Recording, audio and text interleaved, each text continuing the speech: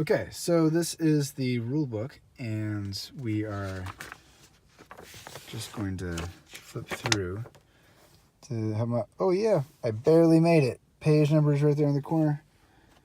It was tough to find all that space. Going to have how to play it videos on the website. Right now, the website just goes to the Facebook page.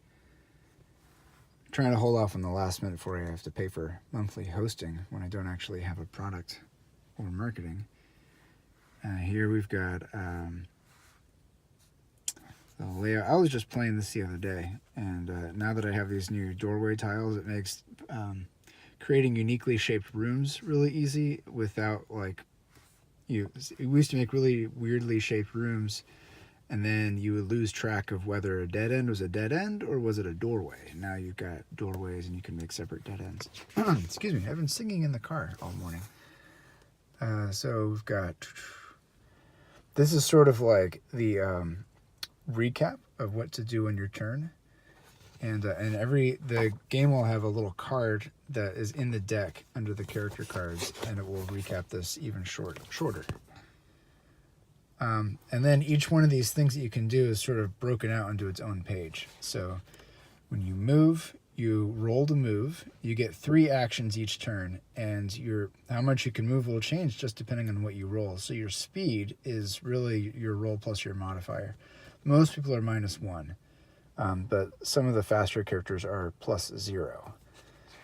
So if I want to move, I go and I roll, and I might roll a 3. 3 minus 1 is 2, and so I can move 2 spaces. Boom, boom. Doesn't feel like a lot, but you do get 3 actions. So if you want to use your other 2 actions and just keep moving, you can. You can pick any of these things as many times as you want, up to a total of 3 actions per turn. You always get a minimum of 1 space. So if I get a 1, -1, 0, you still move. You can move a minimum of 1 space. So you always feel like something was accomplished on your turn, even if it wasn't that much. Free action, discover a room. So almost right away, when you move through the beginning of the game, you're going to go to a doorway, and there's going to be nothing behind it. As you can tell on this table, there's nothing behind it. So you go to these randomized tables and you make a room using... you roll dice, and it tells you how to lay out more tiles. And I don't spend a lot of time thinking about, the rocks or the gaps that are in the tiles. Here's some examples. The rock walls and the gaps. I try to shuffle them out very quickly and sort of randomly until I have the number of tiles that this table says I should have with the number of doorways and the number of, here's the exits, the doorways. Then you find out, is there treasure and what kind of treasure? And you place this on the table. And there are enemies. What kind of enemies? And tables 4, what kind of treasure? Well, the only way to roll a d6 and get an 8 is to add the number of rooms that you've already explored. So in other words, as you go through the dungeon, the chances of getting a master chest will go up, till eventually it's a sure thing by room 8. Same thing with enemies. The chances of getting your 2 characters as enemies, so you draw 2 more character cards, and you might be facing people with powers instead of like bats or mummies, goes up as you go through the game. But there's still a chance that you won't find any enemies at all, so that's not a guarantee. Little tips for playing with NPCs in the game. So, for example, you might have started on this yellow tile, and then you'll move to a doorway, and you'll roll on these tables, and you'll make another room. And you increase your master chest counter by 1. So in other words, I discovered a room, so this goes up to 2. Next time I discover a room, I'll use this 2 on these tables over here, so that's the only way to get a possible 8 on a d6, is by adding the number of rooms that you've already explored. All right, so... one of the things you can do on your turn is attack a character or monster. Most of the time you'd use this to attack a monster, but really there's no reason why you couldn't turn around and attack a character. I wanted to model this off of all of the betrayals of Indiana Jones, let's say. So someone would turn around and say, you know what, I want the treasure for myself. And they can take anything that you're holding if they beat you to death for it. So they will roll the number of attack dice that they have. And then when you're defending, you roll the number of defense dice that you have. So it's a little bit like Risk, right? It's like their successes versus your successes.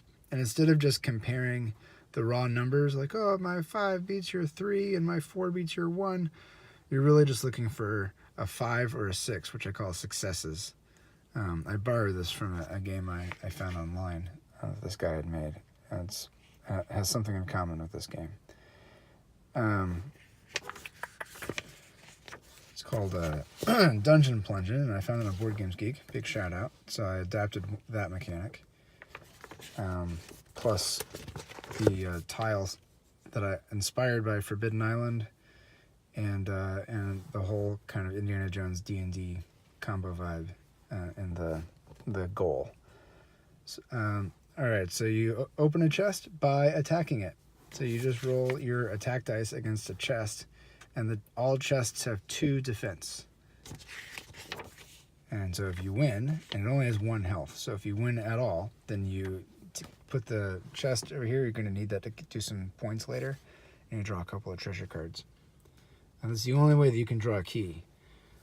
Possible turn thing you could do is to just use an action to free draw a treasure.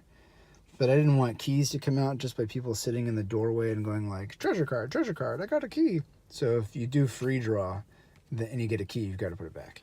You can only get keys by chests or stealing them from other characters when you beat them to death. There are trap cards in this game that move the tiles around the table or flip the tiles, revealing gaps, or just delete the tiles off the game. And almost always what happens is somebody will be stranded. So there's a jump mechanic. And the basic gist is you use your movement speed to figure out what your jump is going to be. So this is the number of successes that you need, is the number of missing spaces. So 1, 2, I need 2 successes to make this.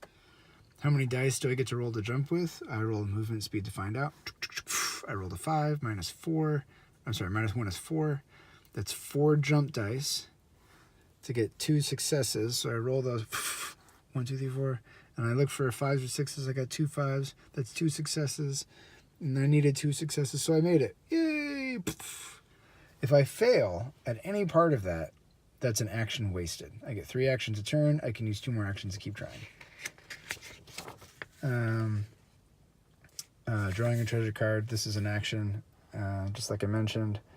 Open the master chest. It's the same as opening a regular chest, with one exception. You have to have a key, and you have to discard that key to do it, to even try it.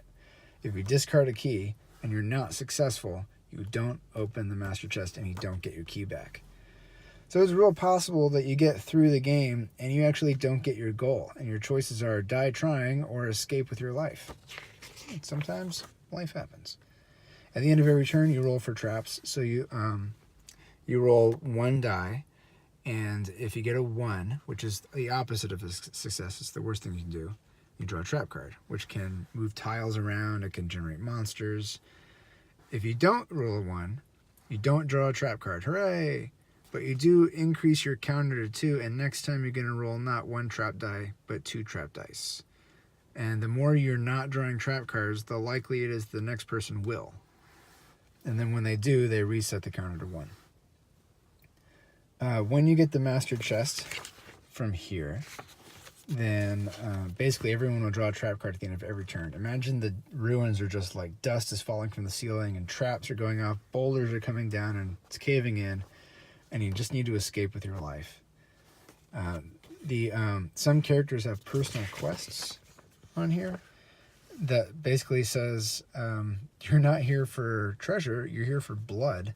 And if you accomplish your personal quest, then the final act is triggered and everybody starts rolling trap cards. You assign points at the end to determine the winner. And this is the best part, I think. You can decide on the fly during the game, you can change your mind whether you're on your own team or you're sharing a team with other people. So there's really, the only incentive is sort of bragging rights. And I find that every time that I play the game, somebody's like, okay, I'm on a team, we're all working together. Could be the entire table. You can play the entire thing as a big collaboration game. But then one person's like, you mean if I kill him, then I'll be the only winner? And I go, yeah, we were all going to win, but if you want to be the only winner, you can. And always one person goes, okay, I shoot him in the face. And then they take the stuff and they make an attempt to win. And then the other, let's say 3 or 4 players will band together and fight against the new villain and then try and survive. And somebody will die and somebody will live. And it's not the person you expect. It's perfect. Happens every time. All right. And so here is another overview of turn order for fast reference. And this is what's on your card, which is sort of what we just went over. And other ways to play, which I thought was really cool. So like New Game Plus, shout out to Chrono Trigger fans everywhere. You can give yourself treasure cards. You ended with the last game. The game started as a battle royale. I designed this as a combat game on a map, like Dungeons and Dragons Light. And my wife goes, well, why are they fighting each other? And I was like, pew, pew, pew, what do you mean, why are they fighting each other? And she was like, what is the point? I'm like, pew, pew, pew, what do you mean, what is the point? The point is to kill each other. And that's how the whole ruins raiding dungeon investigation thing kind of spawned, from just those hard-hitting questions. I'm like, why am I playing this game? But if you don't like those things, don't do it. Just kill each other. I often play single player, so I pick 2 or 3 characters and I control all of them like an adventuring party. You can also do Super Danger Dungeon, which is basically the final act is in play the entire game, and there's a high chance that the traps will spring on you and strand you or kill you. If you run out of trap cards, the whole thing caves in, so you're kind of on a built-in timer as well. It's pretty cool. So the back is similar to the leather kind of pattern. Thank you to a Photoshop video I found on YouTube. I made this. And then there's the front as well. Oh man, I'm liking it. Tell me what you think. All right, talk to you soon. Bye.